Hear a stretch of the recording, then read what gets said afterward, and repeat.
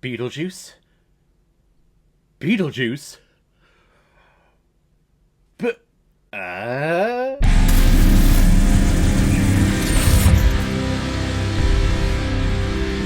Beetlejuice! Oh, crap.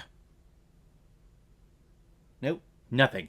Think I broke the sequence. Released in 1988, the year I was born, and this film is directed by Tim Burton, who's behind a whole bunch of weird-ass shit like Edward Scissorhands, Mars Attacks, Ed Wood, Planet of the Apes, Charlie and the Chocolate Factory, and Corpse Bride. And this film is starring Eric Bauer, Gina Davis, Jeffrey Jones, Catherine O'Hara, Winona Ryder, and Michael Keaton. Barbara and Adam Maitland are a happily married couple living out in a cottage in a small town in Connecticut, and everything seems to be lovely and everything going their way. Well, after a very short and, let's be honest, very comical car crash, this happily married couple have died and are forever permanently locked in with the house that they have. And after several months, a new family starts moving into the house, and they want to change everything and make everything look all disgusting and modern and ugh. So in searching for help, they are told of a spiritual creature who has the capability of scaring everyone's socks off, known as Beetlejuice. And the movie is about them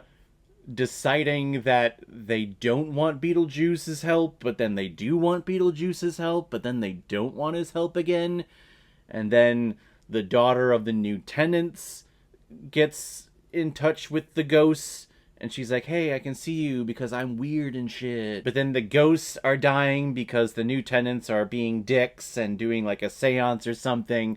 So she enlists the help of Michael Keaton to come and do the stuff, and they get married.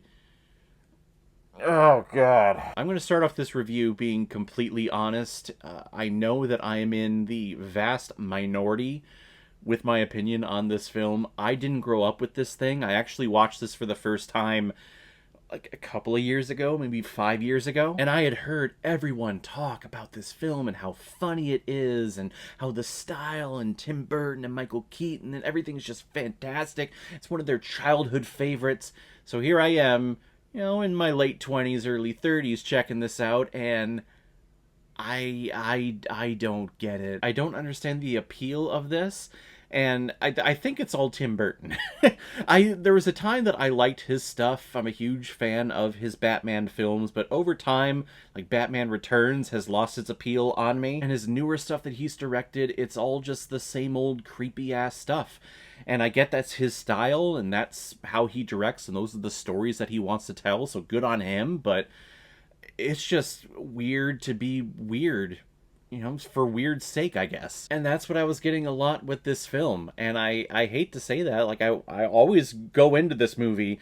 In the past 5 years, I have tried to watch it multiple times. And I've tried to go in with an open mind, like, oh, it's going to be better than what I remember. But every time, especially towards the end, I always start nodding off and I go to sleep. This movie just doesn't keep my interest at all. Which is very weird because I grew up on the cartoon show. It was on Nickelodeon. I would have had to have been like 4 or 5 when it came out, but I really loved it, and I loved watching it.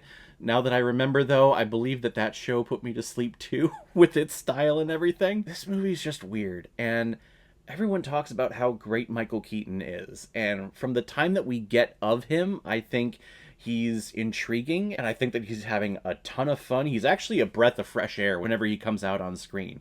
Gina Davis, Alec Baldwin, they're so melodramatic. This whole situation is melodramatic. There are some iconic scenes in here, like the day-o, day-o, and the shrimp cocktails and the hands and everything. That's iconic, but it's all just dreary and all feels flat to me. When Michael Keaton comes on screen, it's a breath of fresh air. But I don't understand the, oh my god, he was so amazing that we just want a sequel to this movie. And if we get a sequel to this movie, it has to have Michael Keaton. No one else can play this role but him. And I'm like, yeah, sure, he's charming, but I do think someone else could have probably played this role too. They turned this movie into a Broadway musical, and the guy has some like weird vocal condition where he's able to be up here in the high register and then come down here into like the gravelly register and be able to do this healthily. Like, I can't do that. I can't do that for a long period of time, and this guy does it 8 times a week. Putting my mindset back in the 80s, the stop motion, the CGI that we get in here, it's impressive. It's ahead of its time. Just again, me being late to the party with this, this, I look at the effects in here and I go, oh, okay. Cool. Tim Burton, you're doing your old shtick of Tim Burton-y stuff.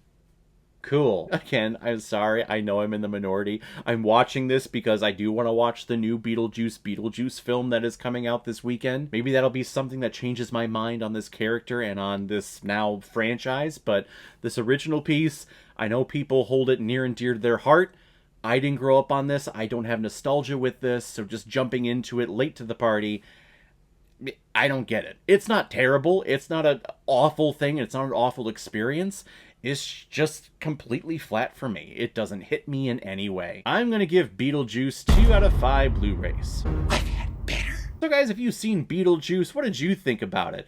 All of you out there that have grown up on this movie, please tell me how wrong I am, of course, about my opinion on this movie, and right up below, let me know what you thought about it. And as always, if you like what you see here, if you like my take on movies, then hit the subscribe button and make sure you hit that bell. See you the next time I'm released my next movie review. So guys, I will see you next time on the channel, but in the meantime, be well, be good to each other, and go watch a movie. Take care, guys.